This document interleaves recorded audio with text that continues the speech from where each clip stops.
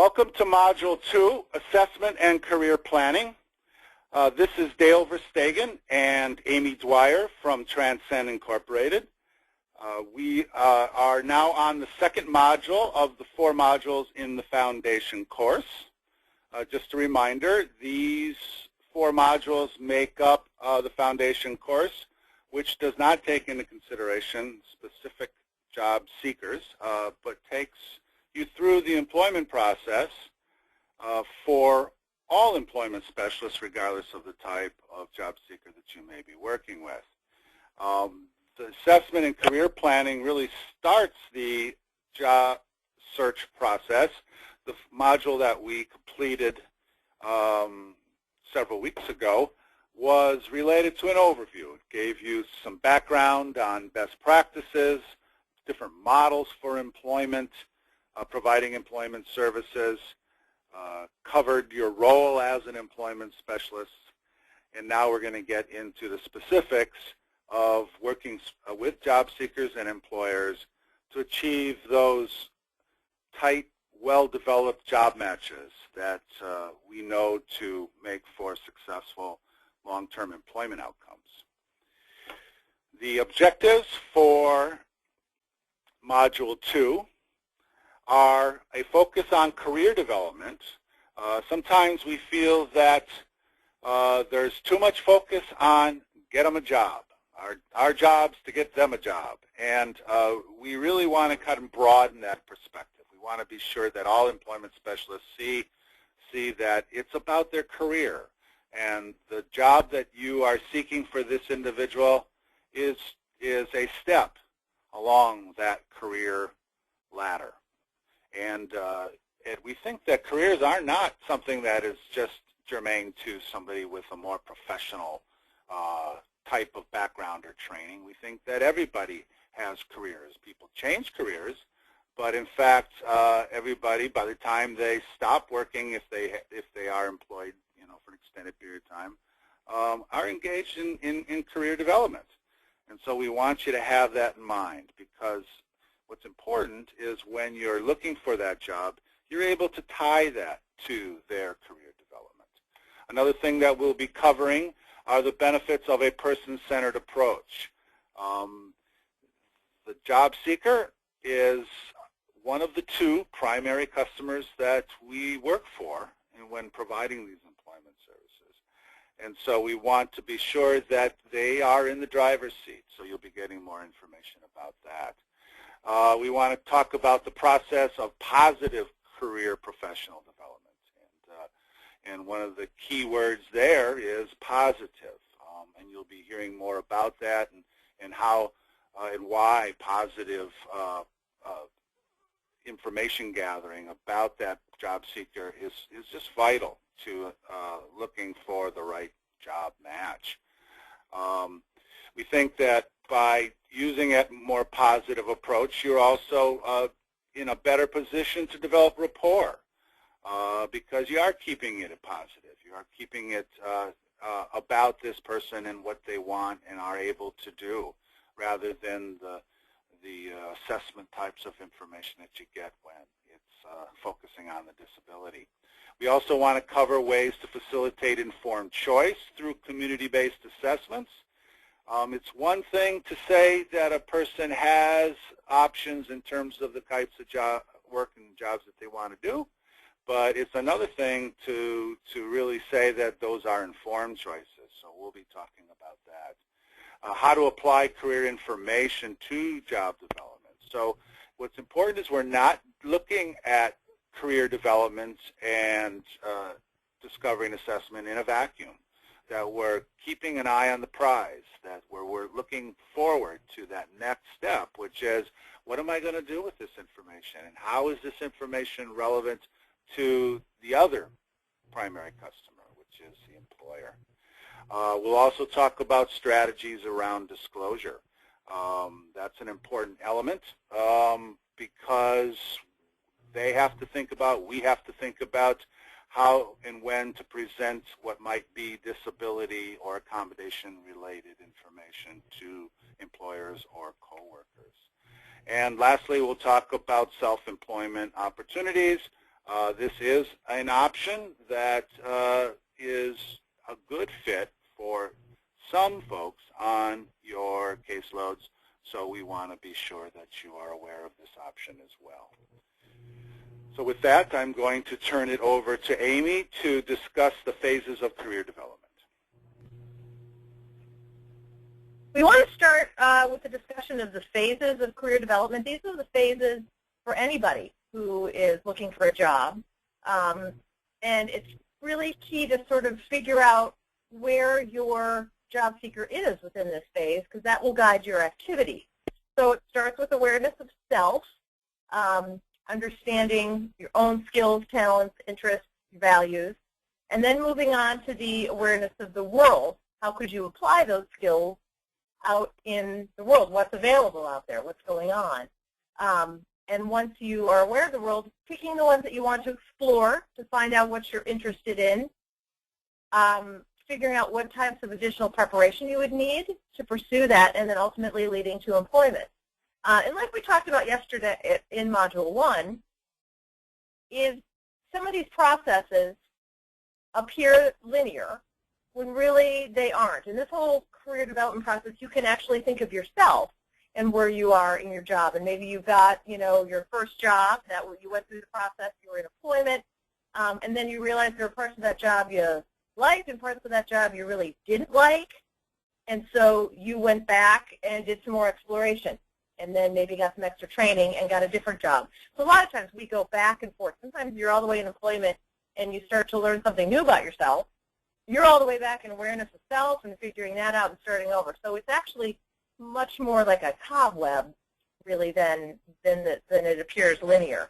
But it really is important to figure out where your job seeker is in this process when you start with them, because that will guide your activities. So for instance, awareness of self. Does somebody really understand what are their likes and dislikes? What do they need to do better? What do they need help with? How do they contribute right now to family and community? What talents, what dreams, and what kinds of accommodations do they have? A lot of times, if your job seeker is a young person, you're working with youth, I almost always start with awareness of self, because when you're 17, 18 years old, not real aware of all of your talents quite yet. You just haven't had the experience. But you might get a job seeker who has had several jobs and has been around and has really knows themselves well, and then you don't need to spend a lot of time here. If you have somebody who has no awareness of self as a young person, you're going to have a lot of activities that help them figure out what they like. We're going to have to start with that phrase and talk to stakeholders and discover, what is it they do at home that they like. There may not be that understanding of some of the stuff I like to do as a hobby could translate into a job, because they don't have that awareness yet. So that's where you'll have to start. Awareness of the work world. Just what is the concept of work? And for a lot of the individuals that we are supporting, this might be the first time they're ever getting a job. So do they have an awareness of what it means to go to work versus going to day services or going to school? It's very different. So understanding what is a job, what are the jobs that you know about? And I'm sure you've worked with people who, I want to be an NFL star, or I want to be a forensic detective, because either they're a sports fan or they love to watch CSI. And that's their only awareness of the work world. So when you have somebody here who doesn't quite understand what kind of job they want, how it fits into their community, you're going to start in this area and figuring out, well, what kinds of jobs are there? What is the expectation of job? Let's go watch people on a job. Let's figure out, what does your mom and dad do? What does your aunt and uncle do? To understand what the different jobs are. What do they do on their job? How do they get to a job? All that kind of stuff is important in understanding just what it is to work. Then comes Amy, one thing I wanted to just jump in and comment on when it relates to awareness of self and awareness of the world of work is you mentioned some examples for youth, but even when we're dealing with adults that are on our caseloads, it may seem, based on what they're telling you, that they are fairly confident about themselves and what kind of jobs are out there and what it is they want to do. And of course we want to honor that. If they say this is the kind of work that I want to do, we want to kind of obviously take that into consideration. But I also have found that with a lot of employment specialists, they take that and run with it without really kind of digging a little deeper first. You know, how much do they know about that world of work, particularly as it relates to that awareness of self? So I think that's where, and we'll talk more about this later, about the role of worksite tours and job shadows, some of that kind of cursory exploration types of things. You'd be surprised, you know, what they don't know. And once they have that broader perspective, sometimes they're less sure about exactly that first choice that they walked in the office and said they wanted is the best option for them. They also may not see themselves as able to do some of those things that they would find very exciting. And when in fact, you know, with some of the tools and strategies we have, they could be considered into those types of fields. So the point there is don't be too quick to make assumptions about their knowledge of themselves and the world of work. You know, dig a little deeper before you land on a specific plan. Right, that's absolutely true, Dale, and that's why we don't go from awareness of self or awareness of work and then skip exploration or preparation to help somebody find a job. I think that leads right into exploration. I have an example of a young man who all he wanted to do, he thought he knew what he was good at, and he knew exactly what he wanted to do. He wanted to make French fries. That was it. All he wanted. That's the only job he wanted. He wanted to make French fries. That's his number one job. But rather than saying, all right, I'm going to get you that job making French fries, I said, let's do a little exploration. Let's figure out what it is to make French fries. Let's do a job shadow, or let's do, you know, let's try it as a job tryout for just like 2 hours, which he realized was a terrible job for him. He didn't like stands. He didn't like crowds. It's hot. It's, you know, you have to work fast because when you go to a fast food restaurant, who doesn't order fries? Everybody. It's in every order. So, and the kicker for him is while you are making fries for people, you cannot eat fries. And as it turns out, he really just wanted to eat fries. He loved fries. So we learned in our little exploration that that was probably a terrible job for him. He wanted an office job, but he wanted to make enough money and on his way home, pass like a McDonald's, get off his bus stop, take his money that he's earned, buy some fries, get back on the bus and go home. So that's very different than being a fry maker, than just having the independence and the ability and the money to purchase your own fries. So that all came out in the exploration portion of his career development. So, you know, what jobs are you interested in learning about? He thought he wanted to have that job. I said, let's learn about that job before we actually apply for that job. So, you know, talk to people who work in that job. And a lot of times if people don't really know exactly what they want to do, what is it that you do in your spare time? What are your hobbies? Because if it's something you like to do, we could perhaps translate that hobby into work. You know, people who are artists and love to doodle, that could be translated in some sort of, you know, graphics arts position. You never know. So just understanding, do they like to be outside? Do they like to be inside? Do they like to be sitting down? Do they like to be moving around, be with people? All that kind of stuff, working with hands and tools. So this exploration period, I think, is for everybody. You know, it's really key. But it makes it easier if you have a little understanding of what somebody's good at and if they know what's out there in the work world to even explore. So these are some of the questions that we go through in exploration. Once you've explored and somebody has an idea of what they enjoyed, what kind of environment, what work, you know, I liked working in that, or I liked when we visited that really nice law office. That was the kind of, you know, environment I want to work in. Okay, great. What are some of the skills that you need to work in an office? Then you can start your preparation. In this, you know, have you had any skills? Have you had any computer skills? Have you had any, you know, filing training? What kind of activities have you done that could translate into that? And if not, where can we learn that? Where can we get that training? What out in the community, you know, there's some computer courses that you can brush up your skills with. And what kind of supports do you think you would need in order to do that really well? So then we go through the whole preparation process. And how does that translate into, if you have a job, how do you live on your own?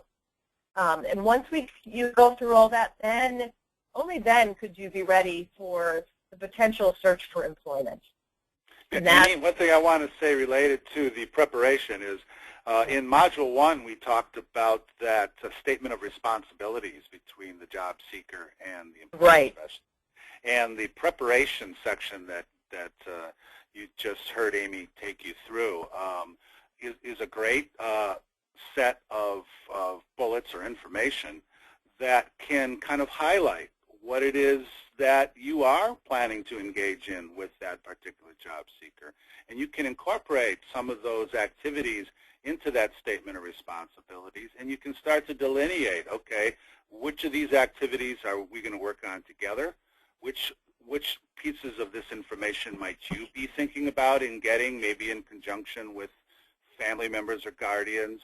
And which of these steps in the preparation might I be, as the employment specialist, engaged in with not you being with me? And so I think those are the areas that you can get real specific, and they can have a better understanding that, okay, maybe a little time is going by and they haven't heard from you, but in fact these are the kind of preparation steps that you're engaged in. So you can take this section and apply that to that statement of responsibilities. Yes, absolutely. Thank you, Dale. And those are some of the things that maybe typically someone who's looking for a job doesn't realize is part of the job search process. So highlighting that early, I think, is really important. Because it takes a long time. I have always told all of my job seekers, if you want a part-time job, that is a part-time job, to find that job. If you want a full-time job, that's your full-time job right now. So making it clear that it takes effort on everybody's part to find a job. So in the search for employment, you want to look at, what experience has somebody already had? Does it translate into what they want to do long term? And it's okay if it hasn't. It at least shows that you have a work record, and I'm sure there are some transferable skills from those jobs that can be used or can show that you're detail-oriented or that you're a hard worker, those kinds of things. So it's important to really gather all the experience that they've had and then figure out which ones did they enjoy most, because that's the part of the process. Is we've all had jobs where we've had parts of the job that we liked and parts of the job we didn't like. And so to follow your career path, you're going to get your next job that has more of the things that you did like to do and fewer of the things that you didn't like to do. And that's the path that we take. And explaining that to your job seeker, is important. So knowing what they did like and didn't like is good. And then how to build on those experiences, and what have they learned about themselves in that process. So as you're going through this process, what are some of the things that really work? What are the best practices in employment services? First of all, that it's individualized. As you can see, that whole process that we just walked through is completely determined by the individual that you're supporting. So if you can meet the job seekers where they are within that process and build activities around that, where they are, that will be the most individualized process and get them to the point where they want to be. Also customized. We talked in Module 1 about what is customized employment and talking about finding the needs of the business and matching them directly with the talents and the skills of a job seeker. And that is the best practice. It's the best practice on the end of the job seeker as well. Because if there is a business that values their talents and their skills and they are part of a productive team, that's the ultimate success story on a job. Also, we want to keep this asset-based, and we'll talk a little bit more about this.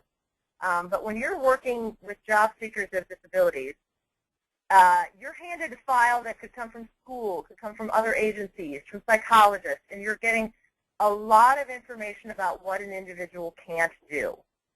And that person has heard over time all the things that they have trouble with or difficulty with or can't do or need help with.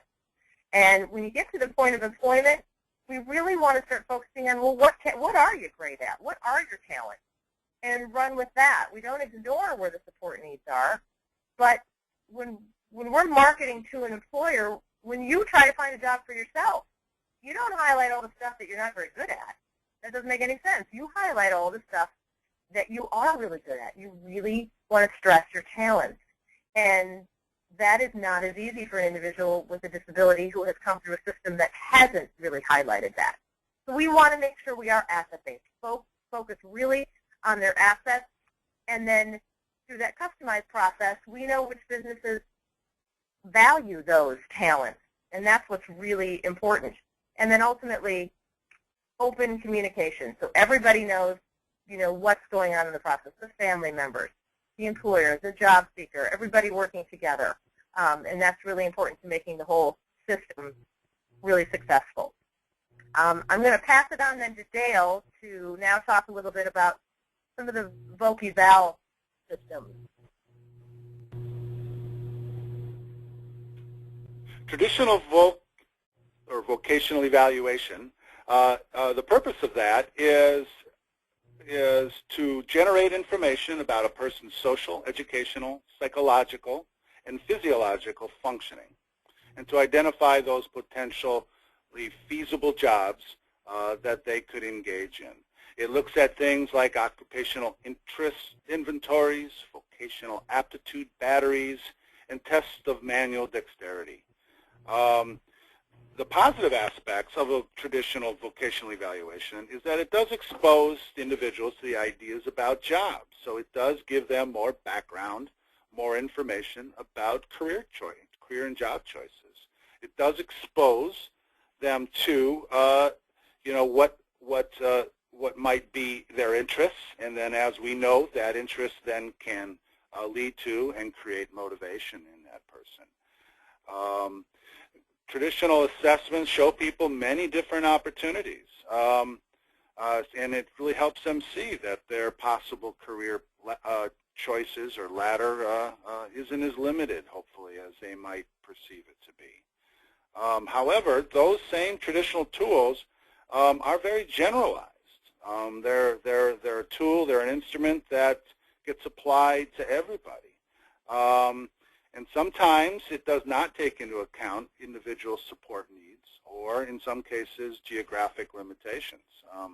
So if you're using a general type of test, they're going to be posing career opportunities that, in fact, may not be available in more rural types of areas. So they find themselves gravitating to certain types of jobs that simply aren't available where you might be providing your employment services. Traditional assessments limit the employment outcomes that folks might consider, especially if they have certain barriers to employment, because those traditional assessments don't take into consideration possible limitations or where somebody might not be ready for that type of work. There's certain assumptions that are made when using those types of assessments. A person's language proficiency might, in fact, just that alone make those types of tools, assessment tools, less effective. If they're, if it's a paper and pencil test and their writing skills aren't that well, or if they have to read something and respond to it, and their reading skills and language proficiency might not be what it should be, you may not be getting good, accurate information about that particular type of employment opportunity. The research and our experiences tell us that those pre-vocational preparation, extended career counseling, and other work readiness activities have not been found to be good predictors of successful competitive employment. So we do see some values in it. We're not saying that you shouldn't use traditional vocational evaluation strategies and tools, but we feel that you should take that into consideration, or that should just be one discovery and assessment option that you use. It does give you information, and it does it in a pretty timely and efficient manner.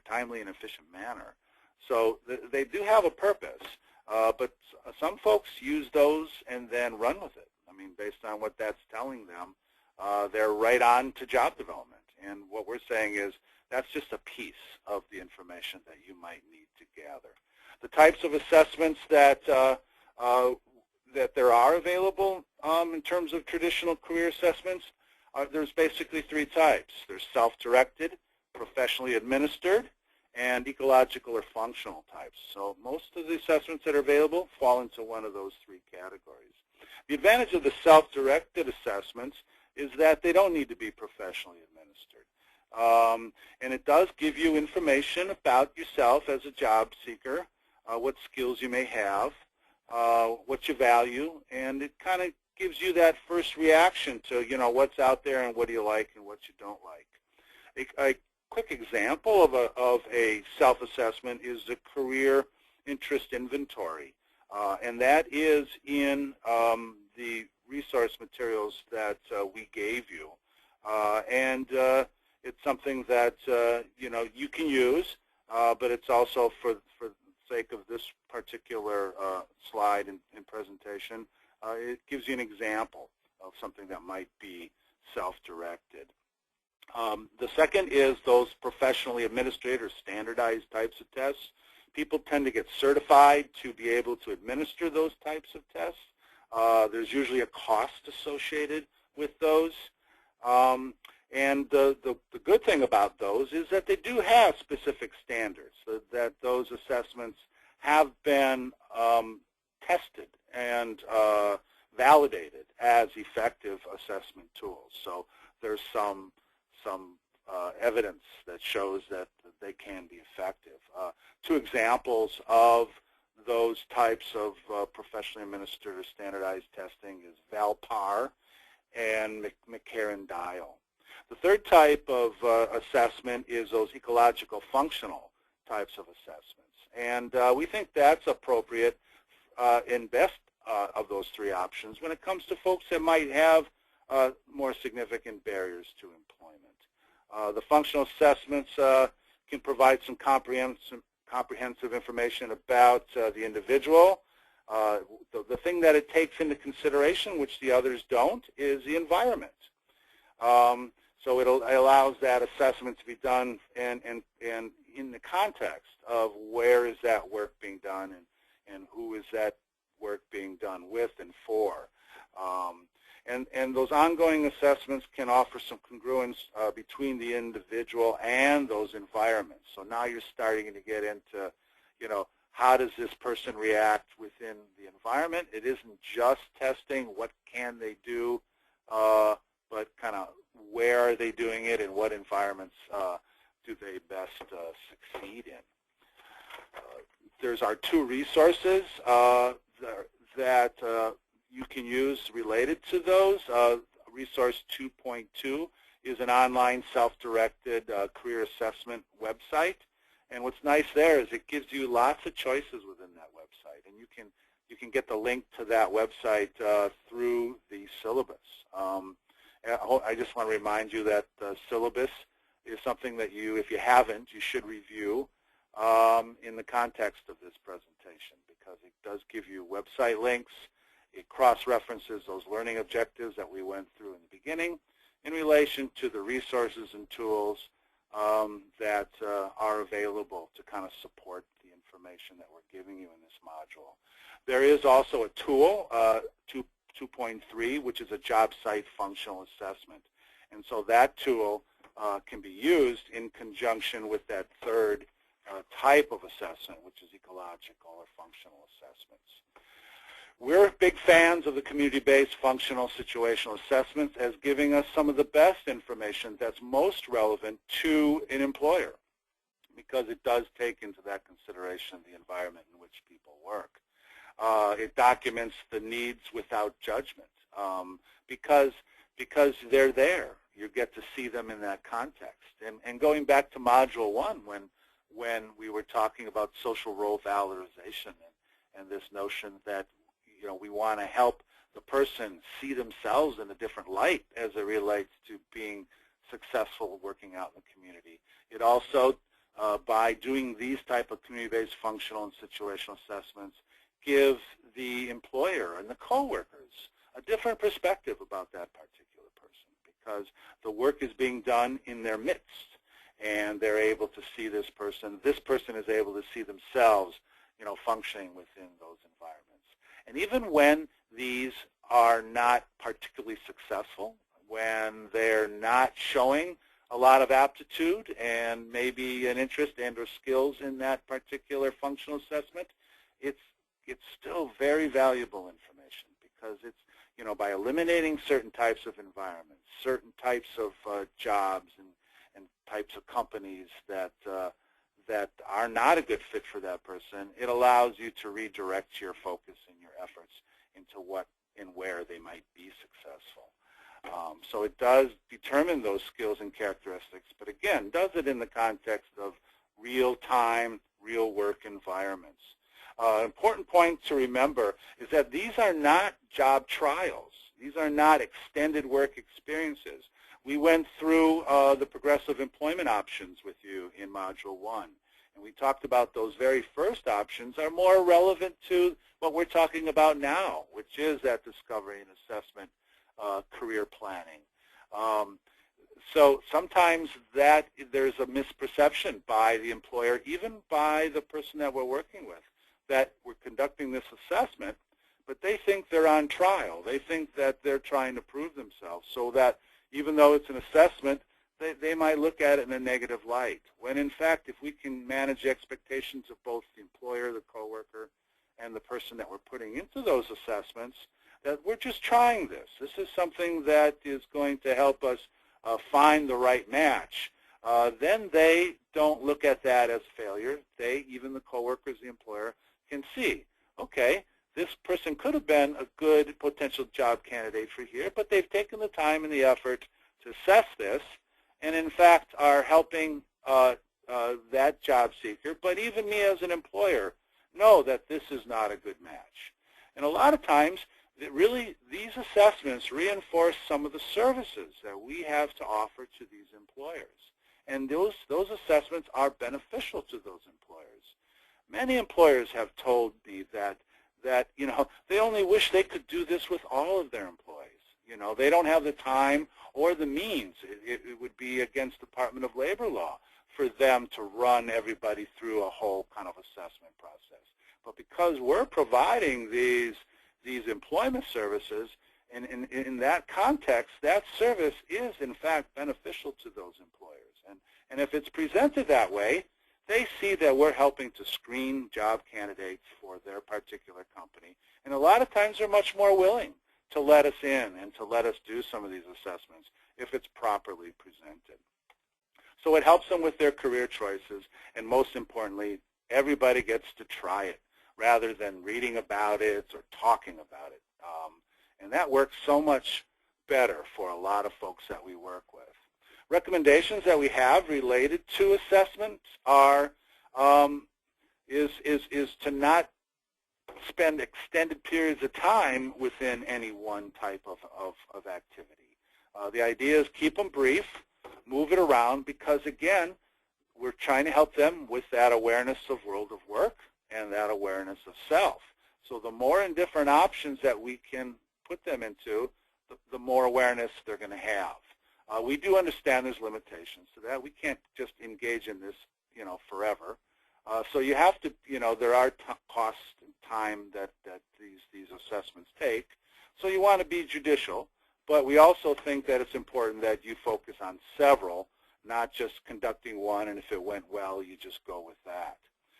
Conduct those natural circumstances and cues. Pay close attention. Be really clear when you're doing these assessments. What are you looking for? If you are in that discovery, are you really at that point where you're just trying to figure out, is this the right type of job and type of work that they want to do? Or are you assessing specific skills? What are the cues that you're getting from this person? A lot of times people are not going to be very articulate about how that assessment went. They just conducted it and they come away from it. They're not really sure how it went. But there's a lot of things, if you're looking for cues, if you're looking for specific things, that you can help that person really be more aware of, did you like that? You seemed uncomfortable when you were doing this. You know, those types of observations and questions that you can ask the job seeker are really important for creating that awareness. That you know, what they like, dislike, and as I just mentioned, the observing is such an important part of the assessment process. So you don't want to just put somebody in there, leave, come back, ask them how did it go. You really want to kind of be involved and looking for real specific information. That's why it's important to keep them very time limited when you're conducting these assessments. And again, matching environment to personality. We have a tool called Discovery Options. It's 2.5. It's in the Tools folder. This is where we think it's really important for you to kind of structure or plan ahead for the kinds of assessments that you want to conduct. So we'll stay tuned on that. We're going to be coming back to this Discovery Options tool. But it's a way to kind of help guide you in your planning for conducting these functional assessments. One of the things that's really important to keep in mind when you're doing assessment work, obviously it should be unpaid. We can't expect an employer to be providing a wage to somebody that we're assessing. So it is usually unpaid, and so you have to go within certain guidelines when conducting these types of assessments. The key to this issue of requirements related to unpaid work is that you aren't supplanting employees, and that there is basically a monetary benefit to an employer based on the assessments that you're conducting.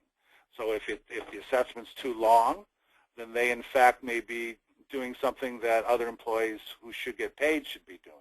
Or we've seen where some employment specialists have put kind of a series of folks into a specific assessment site, so that over an extended period of time, a number of people are doing real work that's benefiting the employer over time, when in fact the employer should be paying somebody to do that. So you want to be careful about it. We don't want these regulations at the Department of Labor to discourage you from using community-based assessments, but pay some attention to just when it's appropriate and how it's appropriate to do so. And there's some great resources that we have for you. Resource 1.8 around progressive employment does also take in and address this issue of when and how to use unpaid work assessments in ways that wouldn't go against Department of Labor regulations. And this is the website that you can go to. And again, this is in your syllabus as well. But please look at that before starting to conduct any community-based assessments. So with that, I would like to turn it over to Amy to go through the person-centered approach. We want to talk a lot about how to do this whole process very person-centered, the person-centered approach. Everything about me, with me. That really the only way to make a strong, solid match for an employer and for the job seeker is to focus on the individual. Some of the principles around person-centered approaches, obviously that all people have unique talents and gifts. It's our job to figure out what business, what employer out there recognizes that and would value that in their business. Not everybody is made for every job, so that's part of our job. That the person-centered plans focus on the individual. They need to guide this process. You'll hear people, a lot of times they'll say, what are the biggest challenges in having somebody keep a job? Like, oh, they're not even motivated, they don't show up, they don't want to go. I think part of solving that problem is starting from the beginning. It's got to be something that they choose and they like from the beginning. And you'll have fewer of those problems later on of, I really don't want to go, I don't really like my job. It's got to start. Now, when we talk about person-centered approach, it sounds pretty intense, time-intensive from the beginning. And a lot of people say, oh, gosh, I don't know if we have, time to do all this. But frankly, if you don't do this and, it's not a good match, and then they lose their job, and you're spending a lot of time trying to, regain the trust of the employer, and that person's right back on your caseload, and you're starting the job search process all over. So that's not all that time efficient either. So it is a little time heavy up front, but hopefully when you do this, you make a good match, and they're not losing their job constantly, and you're starting the process over. So we recognize that all people should live and work in their communities, that individuals can obtain what they need a lot of times through the supports that already exist in a community and some customized services. So really tapping into what's provided by the community, not just disability supports, but just community supports, and having people access those. Public transportation, if in between or before a job they have an extra time and they want to take a computer class at the local Y, how do we fit that into their schedule, all that kind of stuff. The customer should be defining the service along with family members and those key stakeholders. And this is a nice way of saying the process is ongoing and promotes new learning and understanding. That's a nice way of saying things are going to change. You're going to have this whole plan, somebody's going to try something, and they're going to change their mind. They're going to say, you know what, I don't like this. And that's okay. That's the way things happen in the real world, and plans can change. So the whole point is, if you do change your mind and we do want to take another route, that's what we'll do. Not, oh, we can't do that. We already found you what you thought you wanted, and now we're done. So, Yeah, and Amy, sometimes I think that they look at that as, oh, I'm starting over, or this is a bad thing. And given what we talked about, that this isn't linear, I mean, what that is a demonstration, as far as I'm concerned, of success, and that they now have a much better idea of the world of work and themselves, and they're making decisions around what they don't want to do. And if it's truly person-centered and we're honoring that, that's an important part of what it is we do, even if it does mean we have to kind of put some additional work into the process. Absolutely. And remember, we're working with people. I remember when I thought I was completely switching careers because I worked in newspaper and advertising. And I thought, oh, I'm completely switching my careers. And I remember being told early on that, oh no, you're still in marketing and advertising, but you are now marketing the most difficult product to sell because they're people. People change their minds, and that's who we're working with. How many of you are in the same job you were in 20 years ago? We change our minds, we move on, and that's okay. But you have to be open-minded about that and know that's part of the process when you're doing person-centered approach, certainly. Yeah, and I think it's truly person-centered if they're comfortable saying things like that, because I think sometimes they see us as the professionals, and then people go, well, if you think that's the job I should do, then, who am I to argue with that? You've done some assessment work with me, and this is where we've landed. It must be what I should do. So sometimes they defer, and when that deferring's going on, it's not as person-centered, or they're not trusting their own kind of judgment and instincts about what it is they want to do.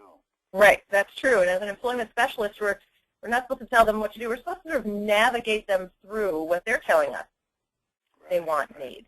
We're the guide through that, because we have those skills. We know the employers. We know what to say.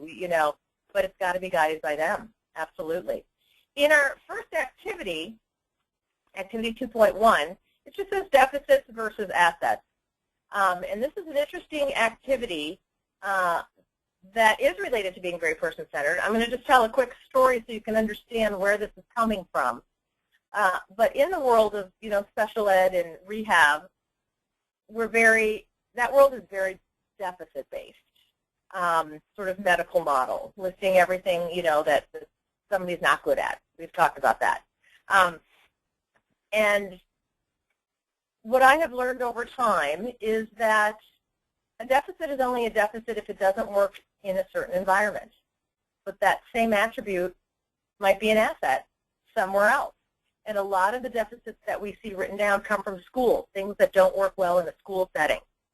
And so it's written down as a deficit. I was called into a to help work with a school system that had done some not so person-centered planning. They had had their students take one of those traditional self-directed career inventories, and that was the only one that they took. That was their basis for where they were putting them in their work-based learning experiences. And Dale touched on this, that you need to certainly try more than one, and we're going to touch on that more, especially with that discovery options form that he alluded to, where it lists all the different ways you should pull in information. They had pulled in one, so there were two young ladies that had actually scored pretty much the same. They had interest in working with kids. They also had skills and interest in doing data entry work. They pulled me in because they said, oh my gosh, it matches their results, but they're both doing so poorly. So I went to see, and there was a young lady who was working at a data entry, or she was lined up in this whole office with data entry, and she was very good on the computer, but she could not sit still. And she was with all these people, and she wanted to socialize. She was a very social person, a social butterfly. So she would start working, and then she'd want to ask people about their weekend. She'd want to go and talk to everybody. So at this point, not only was she not getting her work done, but neither was anybody else, because she was constantly engaging them in conversation. And there was, what can we do to focus her and get her focused, At the same time, they had another young lady who would have that same score on that test, who was working in a party, like a kid's party place. And she was in charge of, like, the bouncy house and the slide, and that's sort of the activity, and then you take them into the party room for the birthday party. And it's usually, little kids, age, 6 to maybe 9. And she was completely overwhelmed. When you met her, you could tell she was on the spectrum, had some Asperger's. It was loud in there. Kids were jumping. She would have to go into, if there were too many kids in the jumping house, you'd have to go in and escort one out, which was torture. If one got stuck in the slide, you'd have to crawl in and get her out. And then you'd have to take them all into this party room where they're bouncing off the walls and sing. And she was in the corner not wanting to talk to anybody. Like, she's not engaging. She wanted to work with kids. Well, as you can see, clearly in the first case, the young lady was too talkative, too sociable, and that was definitely a deficit in sitting down and working in an office and doing data entry. In the second case, the young lady was too withdrawn and too shy, didn't engage enough, which is a deficit in working in a kid's party place. And when I looked at both of them, I said, wow, why don't we switch them? So the young lady who doesn't want to engage with all these kids and the loud and people touching her and whatever, she could stay focused, that she didn't want to talk to other people. The fact that she didn't want to engage in major conversation was actually an asset in the office doing data entry. Well, the other young lady who couldn't sit still and wanted to socialize and wanted to be around people, put her at the party place. She wanted to run around. She wanted to go in and get the kids out of the bouncy house. She wanted to go in and start a party. She wanted to talk to the parents and get them organized. She just wanted to talk to people all day. So suddenly, not being, focused on one task and wanting to engage in conversation is an asset in the party, bouncy house party place. So deficits and assets are often very environmentally based. So that's in your activity 2.1,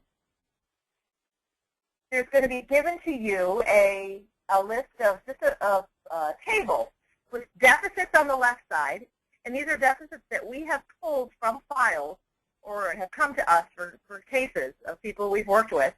And on the right, see if you can turn those into an asset. Think about what kinds of jobs there could be. Like, one of the deficits is short attention span.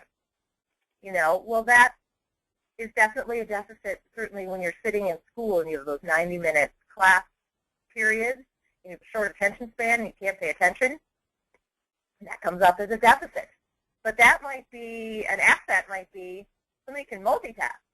They have a short attention span, they can move on to the next thing quickly, and there's many jobs out there where that's an asset, including that party place job where you have to, oops, pull the kid from the bounce house, oh, help the kid from the slide, oh, make sure that the cakes are all cut, oh, put the crown on the kid.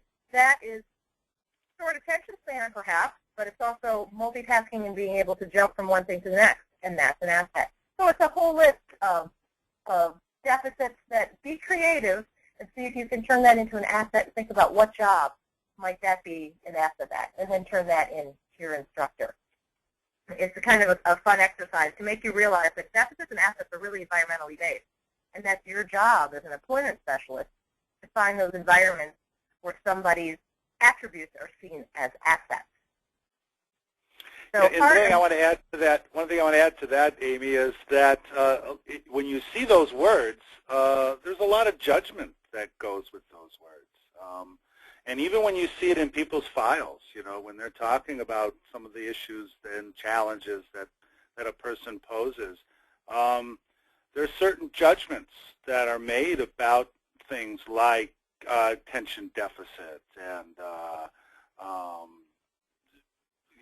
anxious and loud, some of the things that you talked about. And what I like about this activity is you have to approach it in a non-judgmental way. You have to say, okay, this is what I'm working with. Where do we see the asset? Where do we see the value? And I think sometimes that kind of helps us keep a more broad mind about the folk. This activity kind of helps us keep a broad mind about who we're working with and how we can help this person find the right place to work. Yes, thank you. More to the person-centered process is, you have a process for learning how a person wants to live. Do they want roommates, independent? Do they live in the city? How do they want to live? And describing what needs to be done to assist that person. What kinds of supports can you find existing in the community? What can you provide? What can families provide to get them there? And some ways of doing that is, you might have heard of a couple of these different processes: personal profiling, futures planning, map, path, essential lifestyles planning. These are all processes for doing this person-centered planning. What we are going to talk about today is something that Transcend does along these lines, called the positive personal profile. And I like to think of this profile, because a lot of people think, oh God, here's a whole nother assessment that we have to do, and then we'll stick it in our file of assessments that we do. And that's really not what this personal profile is about. The personal profile is a way of collecting the information you've gathered from a variety of different sources, and it's kind of like the bridge then to the marketing. It's a way of turning all that information you have into a positive profile of a person and being able to pull out all the marketable skills. Because I think what we have learned over the years at Transcend is people have lots of great assessments and ways to gather information. And we always say, go ahead and continue using those, whatever works. Where it falls short is they don't know how to take the information that they gathered, use those results, and then market it to an employer. Because a lot of them come out as scores or types of person. How do you sell that to a business person who wants to know if this person is going to do the job well? So this is more of the bridge piece between them. So it allows you to take inventory of all the attributes of a job seeker. It's going to be relevant to the job search, to how well they'll work, to making the job match, to can they keep the job, and their long-range career development.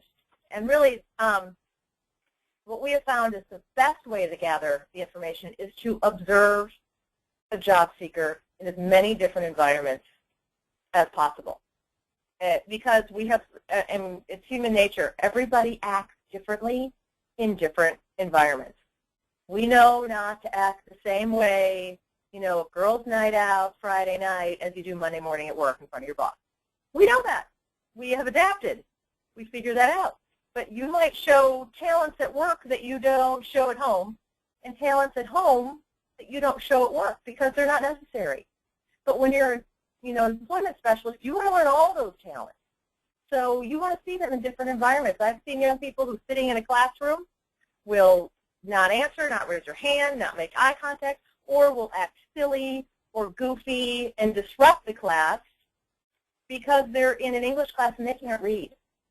So they either want to hide, and pretend they're not there, or they want to distract from that and be the funny person because they don't want to let people know they can't really read. So they're not really showing a lot of talent there. But then you get them into the lunchroom area, and they're holding court at the table. Everybody wants to sit with them because they're like a stand-up comedian. Now that's a talent, but they're not. It's not seen as a talent in the classroom. So if you want to see that in different environments, you will learn so much about an individual. So that's another thing in that discovery options sheet is we encourage seeing individuals behave in a number of different environments, different times of day, all that. So what are the components or the parts of this positive personal profile? It's a very simple, it's not complicated. In fact, in your resources, it's a one-pager. And it's something that can be, online on a share drive even, because more than one person should be able to contribute to this. If you spend time with a job seeker, wherever you are, you will see something that maybe somebody else didn't and should offer to this. So these are the different areas. It's recognizing their values, their interests, who their supports are. Key is their talent, skills, and knowledge. Always knowing what they don't want to do. That's very key. Any creative solutions and accommodations that are already working, some specific challenges. Learning styles, positive personality traits. Are they funny? Are they helpful? Are they kind? Life and work experience, dreams and goals, environmental preferences, and then ideas for jobs. So we'll go over a few of these. First of all, it's understanding somebody's career field.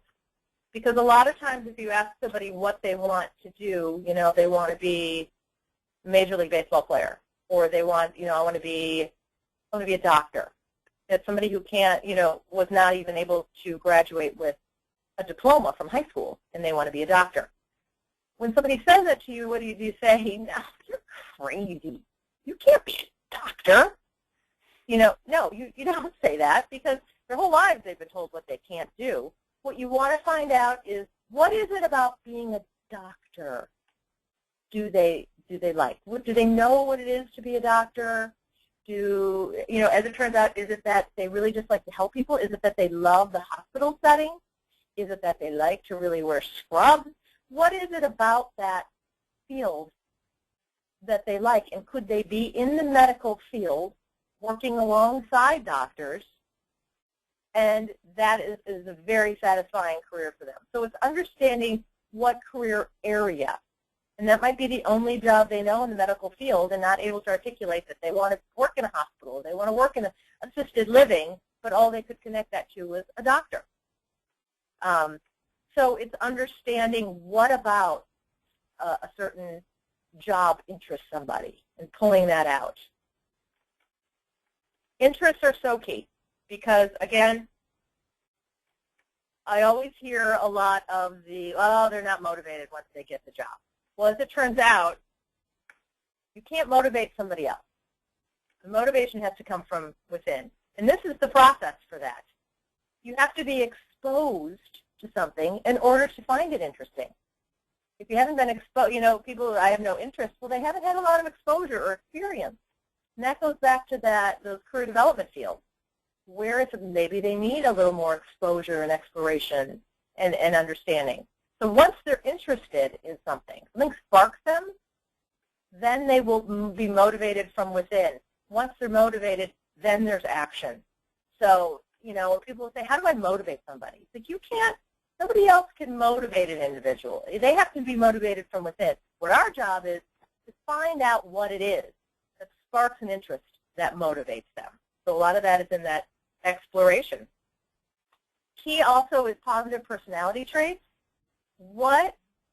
How would your friends describe you? How do your parents describe you? Are you funny? What makes you a likable person? And the reason this is really key in marketing, because you're selling people. And employers are, people. So people hire people they like. Your job is to make sure that an employer sees this as a likable person.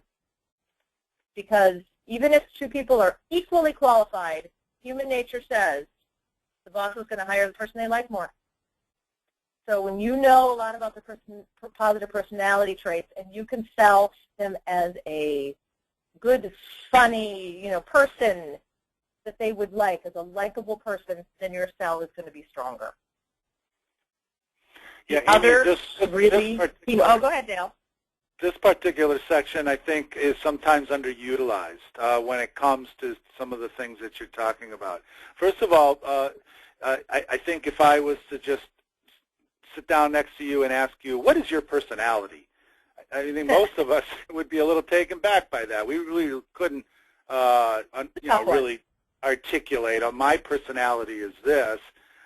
So that's where that getting information from other people, and it's one of the discovery options that's mentioned in that form, is important, because you can kind of get those things in terms of other people's perceptions about this person. And a lot of times that's information you're not going to get from the job seeker that you're working with. The other thing is personality, positive personality traits tie directly into environment.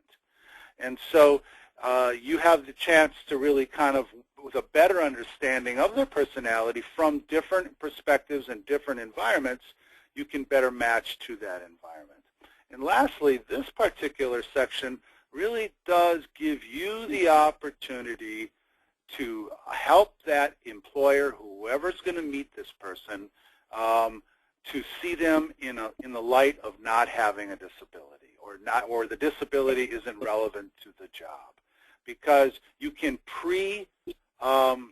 influence their perspective of this person by talking about those positive personality traits, so that you've planted that seed, so that when they meet that person, they're already thinking about that. And by planting that seed, they don't have to dig out what their personality is like, because in fact they might be nervous, during the interview. But now they're looking for those things that you told them about. So now it's a validation of some of the things that you've already discovered, versus what is this person's personality like, and are they going to be a good fit in this particular workplace.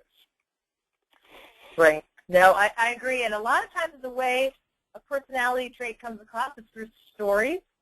So you'll hear a teacher say, oh, Johnny, I have to say, whenever I am walking the hall, he will run ahead and make the extra effort to talk to me and say, I need to open the door for you. You're carrying a lot. He does that all the time. Now, you don't put one word on that personality trait, but that is helpful, runs ahead, makes sure, looks out for other people, all that kind of stuff. But all you have to do is tell that story to an employer. This is the kind of person he is. And then it also shows, well, you really know your job seeker as an employment specialist to have all these stories about him. But you're creating a likable person with personal stories and showing your competence all in one. So those personality traits are key. And again, temperament and preferred settings, because someone could have all the skills in the world, but if they don't match, it doesn't match the setting. And the perfect example was those two young ladies who had the skills to do either of those jobs, but they were each in the wrong setting. It didn't match their personality whatsoever. And once those two were swapped, they both did fine, because their strengths, their personality, their talents, all their attributes also matched the setting that they were in. And that's really important. Someone could have all the skills in the world to do the job. If they don't fit into the environment, it's not going to work. So I think it's really key to find out, what their preferred setting is. Activity 2.2. This is to do a case study and create a positive personal profile on a young woman. It's a young woman actually that I had worked with. And there's a whole case study written out in this activity, and it just asks you on a blank positive personal profile to pull out and fill it out. As simple as that. So it talks first about just the original information that I had, and then when I went to do many observations and gather more information, what I gathered. And it asks you to pull out the parts of her story that would fit into her positive personal profile. So that is your activity that you then turn into your instructor, and that's going to be the basis for future activities and assignments in this module as well. And I'm going to actually hand it over to Dale then to talk about assignment 2.1. We're going to use these strategies in some field-based work. So now that you have done a case study with Stacy, and again, that's an activity, and just to remind you, the activities support the presentation information that we're giving you and kind of reinforce these concepts and allow you to apply these concepts in case studies and in kind of in real situations. But now now that you got a little experience with that with Stacy, we want you to apply that to a job seeker. So this is an important point in the course where we want you to have a job seeker that you're going to work with throughout the rest of this course. Ideally, this job seeker is somebody who has employment in their plan, hopefully to some degree or another is interested in securing a job, but maybe somebody who the discovery and assessment process has not been completed yet. So they're a little bit earlier in the process of job search, so that the things that you would be doing would in fact be part of your job, this discovery and assessment activity. And that's what these assignments are, these field-based assignments are meant to be, as part of your job, not an assignment for the course, but applying the course concepts into the work that you do on a daily basis. So we want you to, if you're a person who has a caseload, we want you to simply select somebody that might be somewhat early in the discovery and assessment process, maybe relatively new to your caseload. If you're not a person that normally does discovery and assessment types of activities, then we would want you to work with your supervisor and or your mentor for this course to identify a job seeker that you could contribute to their discovery and assessment activities as part of this course. So after you select somebody, we want you to get that initial snapshot. We don't want you to go and engage in some discovery and assessment activities and then fill out the positive personal profile. We want to know right at this point in time, what is it that you know about this person? And what do you know about this person in the context of those positive personal profile categories? So select a job seeker. Again, if you need help, your supervisor, your mentor, or even possibly your instructor could assist you in identifying somebody that you can work with out in the field. But then just go through that positive personal profile and think about what is it that you know now.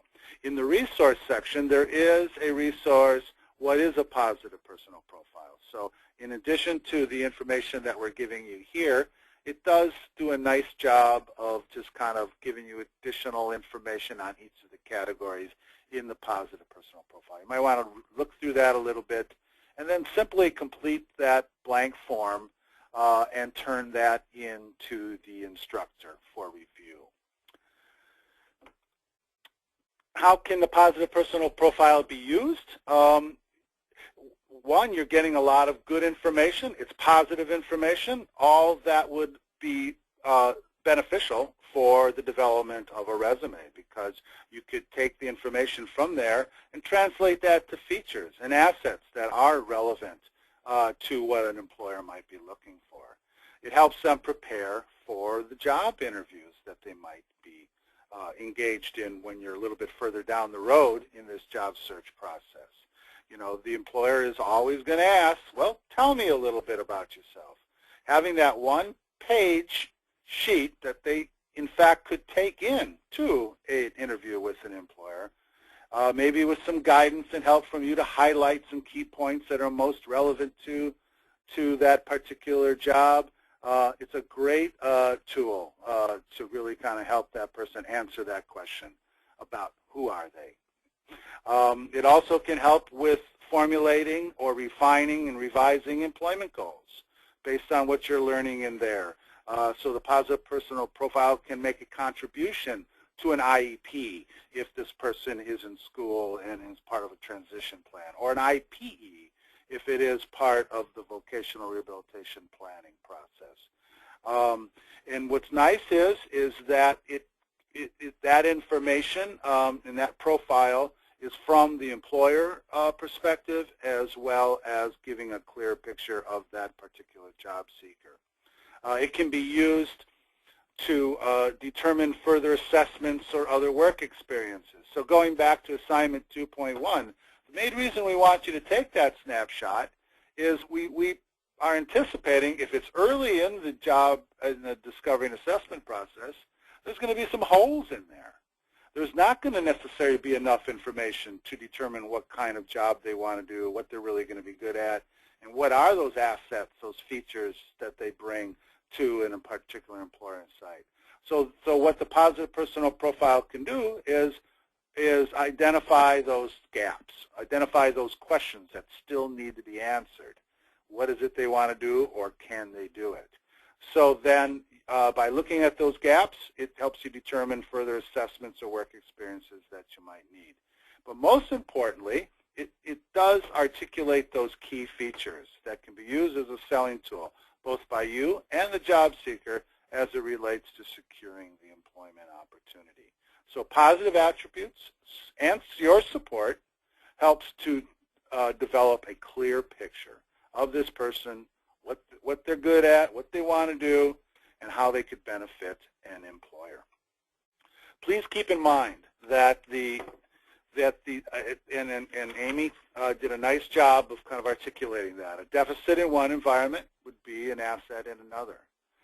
There's more than one way to get a job done. Same outcome, different processes. So a quick example here is a lot of times we find that engaging in that assessment process, particularly those community-based assessments, can lead directly to a job placement. So in those scenarios, you actually skip a great deal of the job development process. So, be flexible, have that process in mind and where you are in the process of discovery and assessment, but know that there's more than one way to get them to paid employment. Everyone performs differently in different situations, environments, and times. Really good example of that is we were working with an organization that had several folks that were interested in working with animals. So we went to Pet Plus and we went to Pet Smart, two stores basically in direct competition with each other, but one was a lot larger than the other one. The culture, the environments were very different. So in fact, here you had a situation where the actual tasks that those potential job candidates were engaged in was relatively the same. But given the environments and the different ways that those two businesses conducted themselves, one was a better match for one job candidate than another. Finding what triggers great behavior and replicate that in the workplace. So again, the assessment processes not only looks at where is a person coming up short, but where and how are they most motivated. A lot of times, again, coming back to environment, it's their coworkers. So when they have a certain supervisor or an environment with certain coworkers, that environment, just those particular people and type of coworkers, can trigger really positive behaviors, positive vibes in terms of this person liking that workplace. Where again, it could be a very similar type of job, but where there's different type of a supervisor, of coworkers, of a work culture, it in fact may trigger negative or not as positive a behavior in that particular job seeker. And find out the best way for a job seeker to receive and express that information. That's an important part. What is the communication style? How is it that you're learning? Is it observation? Is it asking those probing questions? Is it having them come back from a work experience and asking the parents or somebody at the group home, what did they say about that particular work experience? Sometimes you're going to get some really good information not directly from that person, but from the other people that are associated in this person's life. The Multiple Intelligence Checklist is a resource 2.5 and 2.6. And what it really underscores is we all are strong and weak in certain ways that, or putting it another way, we're intelligent in different ways. And everybody has those areas where they sparkle, where they're strong. And even with folks with cognitive, intellectual types of disabilities, what I really like about those resources and why we encourage you to read through those is that it really does underscore all the different ways that a person can be intelligent. And in fact, many of the folks with intellectual disabilities are very intelligent in very specific ways when you look at the way you can assess multiple intelligences. So please look that information over. It's a very effective tool. Also use it for yourself.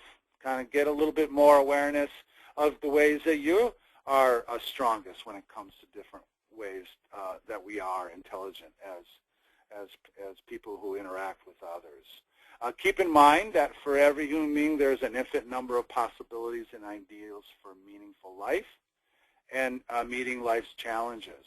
And that's what we like about you looking at this as career exploration, not as I got to find this person their next job, is because those careers are more relevant when it comes to their meaningful life and addressing the challenges that exist for that person to be successful in a career.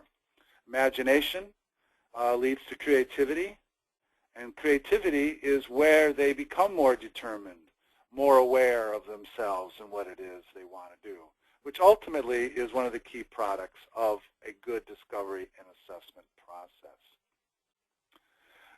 Other things to keep in mind is, again, engaging them in the job search process. Make sure that they are participating and that this process isn't being done onto them.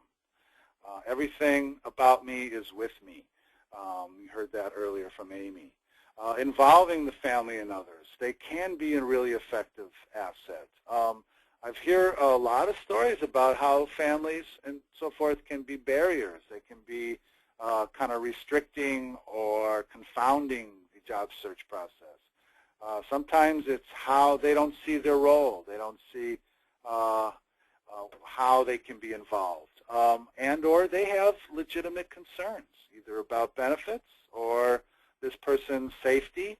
And so that's where those strategies around progressive employment and doing those community-based functional types assessments allow the family to kind of say, okay, let's try this. Let's try this. It's part of the assessment process. I'm not having to make a commitment to a long-term working relationship with this particular business. I just want to know, is this person going to be happy there? And so the assessments are a way to get families more involved in the process.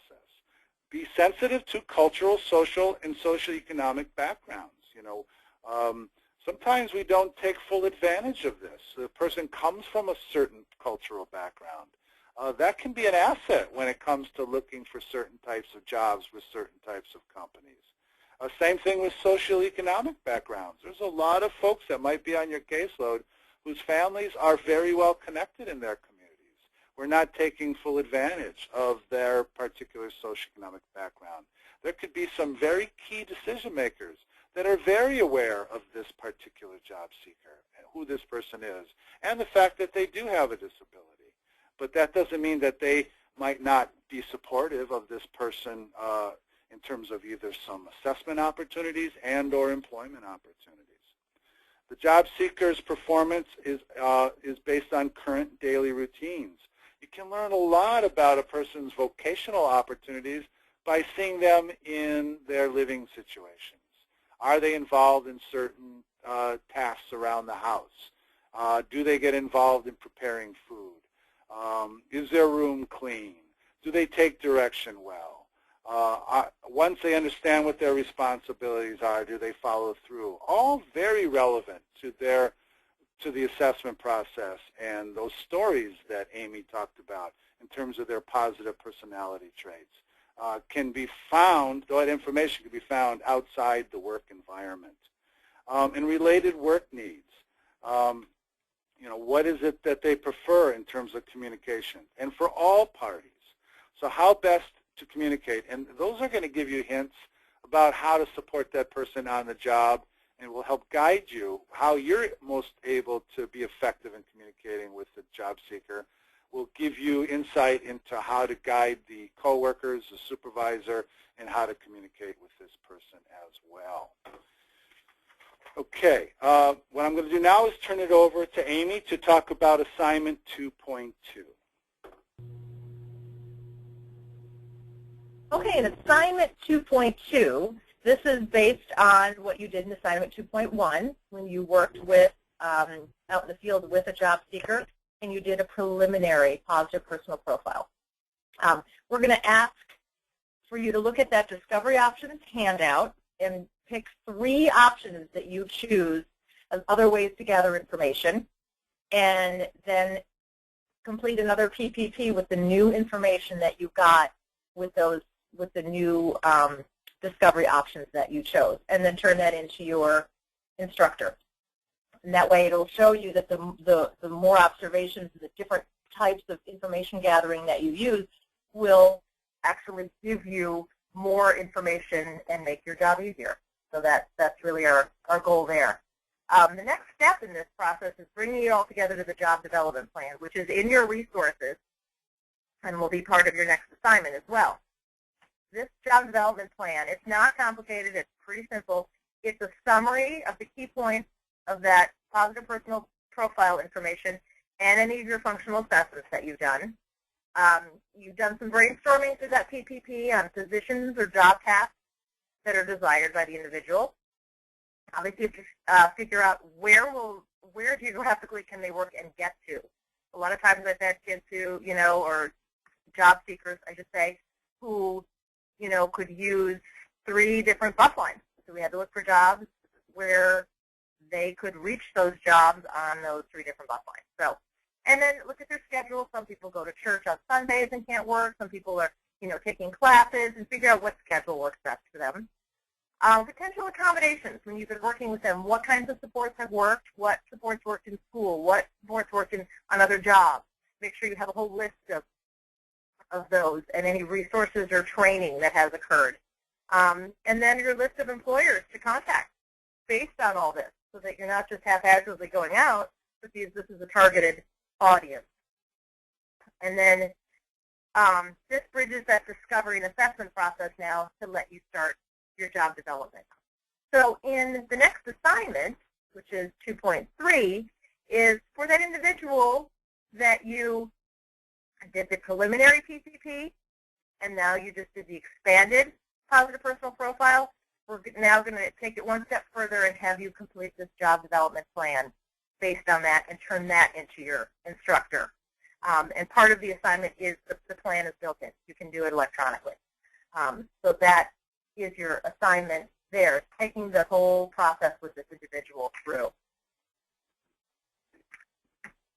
The next thing that we want to talk about, and one of the things that we said, what's something that you can use the PPP for, and we say, creating almost a marketing script. What this makes it easy to do, first of all, you can pull all those features and put them on a resume and all that kind of stuff, but for you to make a sell, or for an individual who's capable of doing it themselves, if they can really sell themselves. Now this takes pulling out those strong features. It takes understanding the needs of a business and knowing what they're looking for, and connecting the two for a manager. You're going to describe how the features can directly benefit a business and talk to their bottom line. How can it be more efficient? How does this bring in more customers? An example, a lot of times individuals on their resume will have, detail-oriented as one of their attributes. Great. You could take that one step further and say an individual is applying for a data entry position. You can say, I am detail-oriented. Therefore, I will make fewer mistakes and will make sure I'm correcting any mistakes as I go, so that the final document entered in the computer will be as accurate as possible. You can use that same attribute if somebody's applying to the Gap. Say, I'm detail-oriented.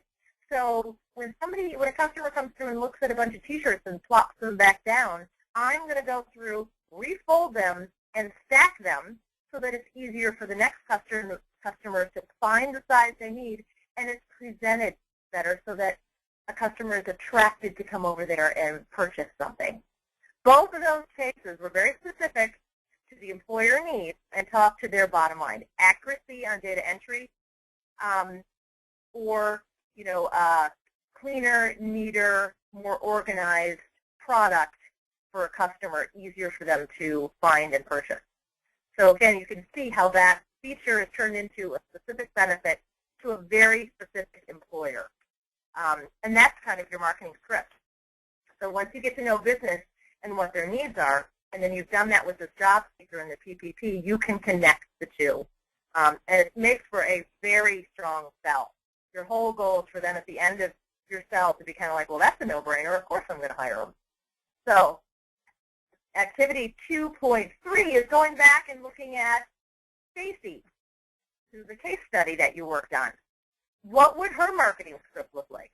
So it's going to ask you to pull out some of her features that from a PPP and from your PPP that you did, and create a marketing script, a features to benefits marketing script,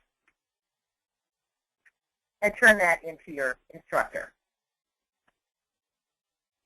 And assignment 2.4 is going to have you use that concept of features to benefits with that individual that you worked with. You created the preliminary PPP, then you expanded that positive personal profile, then you did the job plan, and now you're going to do a benefits marketing, features to benefits marketing script for that individual. So you'll be, frankly, set to go on selling this. So what that will involve is you understanding, at least, a cursory understanding of some of the businesses that you might want to approach for that job seeker and what their needs would be. And then turn that into your instructor as well. So I'm going to turn it back over to Dale. He's going to talk a little bit about self-employment and disclosure before we wrap up. Thank you, Amy. Before I move into self-employment, what I want to do is just talk for a minute about that transition from discovery and assessment into job development. As you remember from the beginning of this presentation, one of the learning objectives was how to make that transition into job development. And when are you ready to make that transition into job development? One of the things that we feel really strongly about is when you have a good features to benefits marketing script.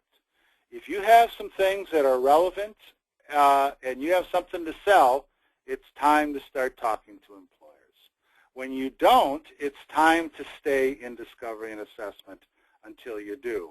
That's where we think job stuffing takes place, is when, in fact, you don't have those salient benefits, those things that then translate into what an employer is looking for, and we're presenting them irregardless.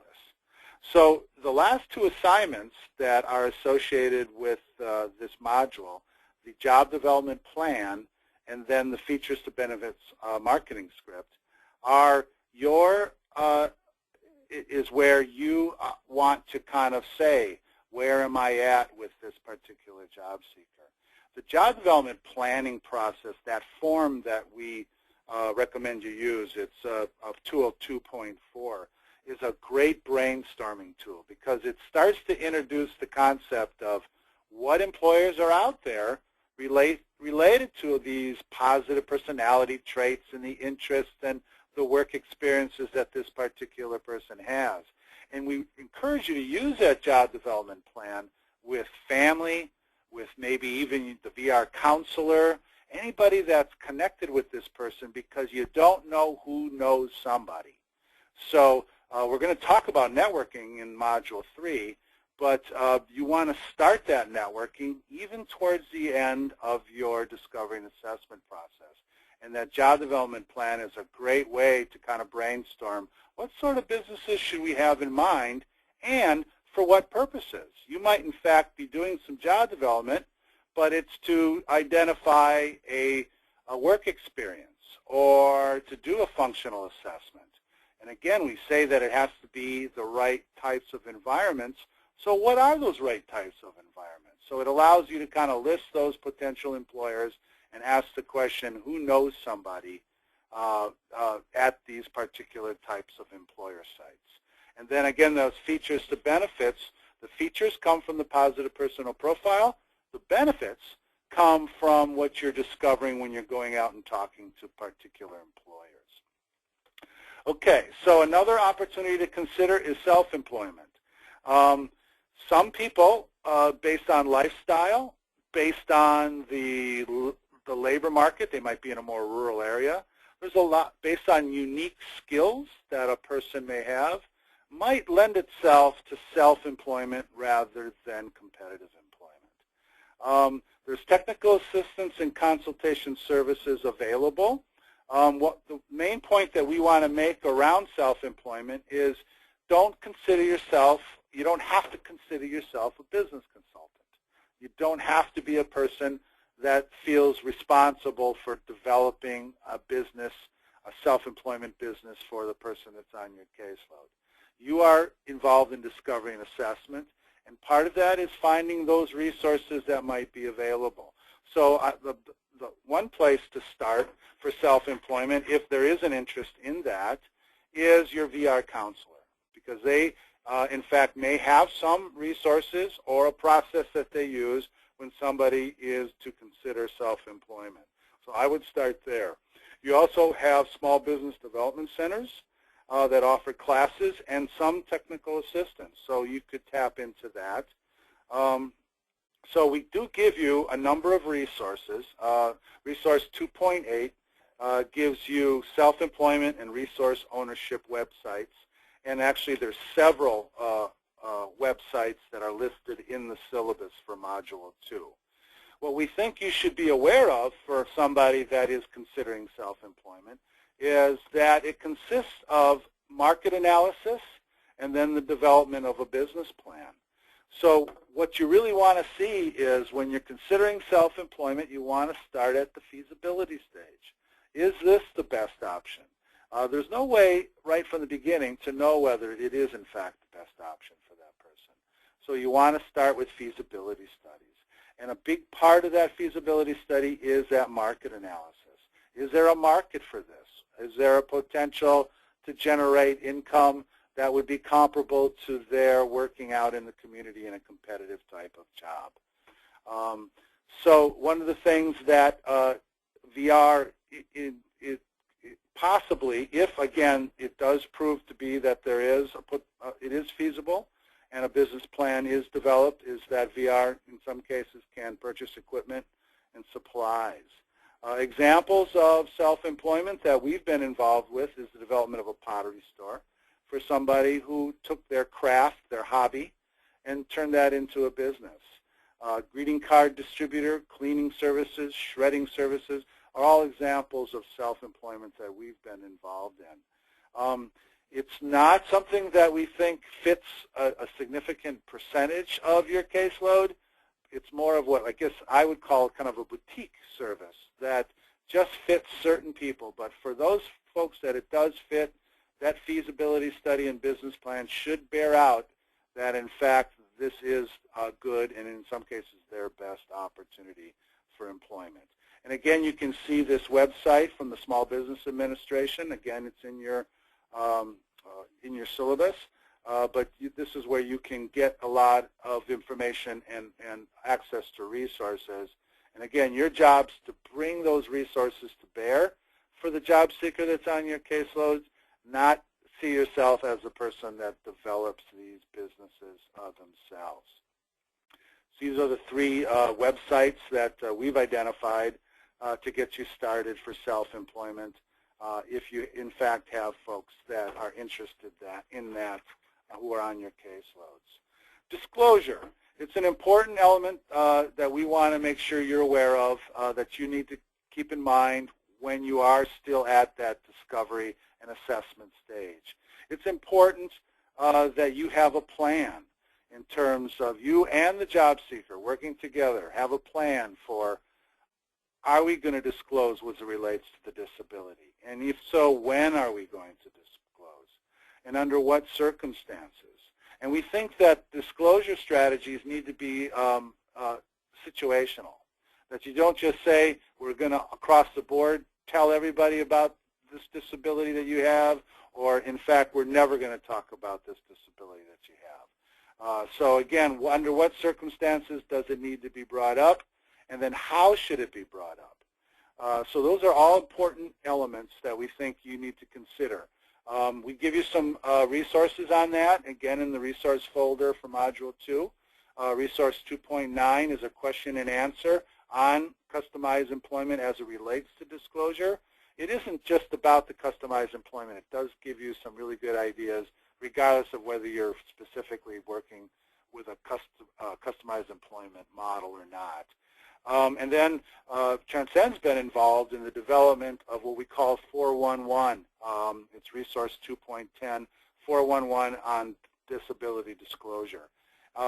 It was originally written from the standpoint of folks that are in transition, but again, we think it's a really great resource for folks, either youth and or adults with disabilities, in terms of kind of laying out a strategy for developing a disclosure plan. The big questions are, why should I disclose? And if so, when?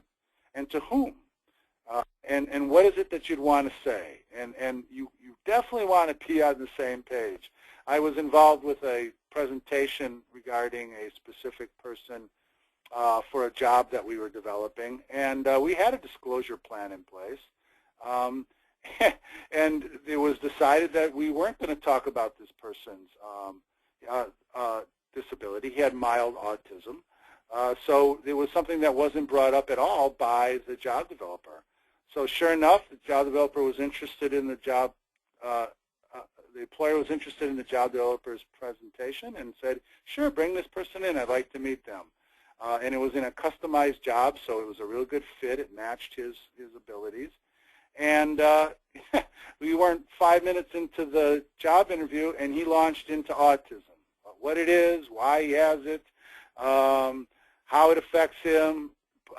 He did do a decent job of saying how and why it wouldn't hinder his ability to do the job, but you could just see that employer. He had kind of that deer in the headlights. So it's important that you are on the same page with that job seeker, because again, you can kind of set the stage if in fact disclosure is going to happen during a job interview. When you're disclosing, one of the key aspects of that is, are you going to be asking for an accommodation, or is an accommodation going to be necessary for this person to be successful? And if that is the case, you in fact do need to disclose in order to ask for that accommodation. But when you ask for that accommodation and when you disclose is still something that needs to be considered. And please don't assume that you have to do that during your presentation to the employer and or during the interview for the person to get the job. It's perfectly fine if the person's qualified to do the job to ask for that accommodation and to disclose, but after they have agreed to hire the person. Another reason that you might want to disclose is maybe the disability is visual, maybe it's obvious, in which case if they are thinking this person has a disability, in fact, by disclosing, you can put that disability in the best possible light. In other words, the disability is not something that's going to hinder this person's ability to contribute meaningfully to your particular business. When not to disclose is when no accommodation is needed, and it's important to always have that plan in place. Have a plan and then adjust it based on the specific situations and circumstances that you find yourself in. Activity 2.4 is we give you brief profiles of Ben, Jerry, and Josephina, and we ask you to, based on that limited information, but come up with still it's enough information, we hope that you can come up with a disclosure plan.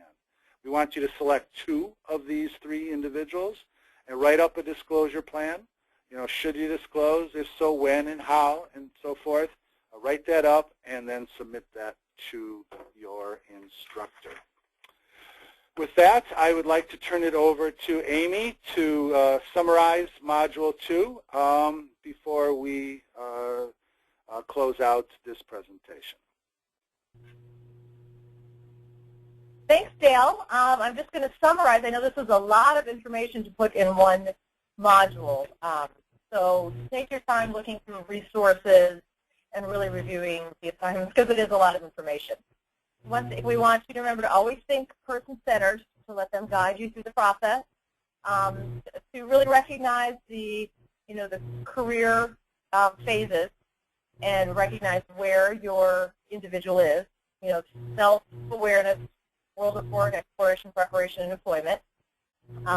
Really encourage you to keep trying to use the positive personal profile and use all the assessments you already do, but bring it together with that positive personal profile. Make sure you have a job development plan. Make sure your resume that you can really use from that positive personal profile is strong. Definitely create a disclosure plan and consider self-employment options for some of your individuals. You will find the quiz, and you can go ahead and take the quiz and turn it in. And again, you can take it as many times as you want. We recommend taking it as close to when you listen to this presentation as possible. And we thank you for listening to Module 2. Make sure that in order to complete this full module, you do all the core activities and the field-based assignments, along with the quiz and any discussion boards for this module. Thank you very much.